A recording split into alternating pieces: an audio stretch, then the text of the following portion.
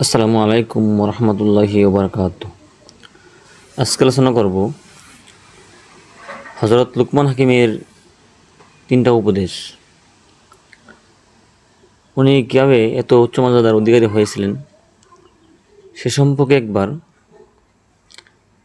এক লোক হজরত লুকমান হাকিমকে জিজ্ঞাসা করা হলো, আপনি এত উচ্চ মর্যাদার অধিকারী হলেন কিভাবে? তিনি উত্তরে বললেন, সত্যবাদিতা, আমানতদারি এবং অনাত্মক বিষয় থেকে দূরে থাকার দ্বারা আমি এত উচ্চ মর্যাদা লাভ করেছি। সুবহানাল্লাহ। এবং নৈতিক শিক্ষা হলো, এই 3টি মহৎ গুণে আমাদের জীবনে সম্মান ও সাফল্যের পথ খুলে দিই। আসুন আমরাও এই অমূল্য শিক্ষা গ্রহণ করে নিজেদের জীবনকে আলোকিত করি। প্রিয় দর্শক, হযরত লুকমান হাকিম ছিলেন একজন রাখাল এবং গোলাম ছিলেন এবং বাটি ছিলেন এবং দেখতেও ভালো কোয়ালিটি ছিল না।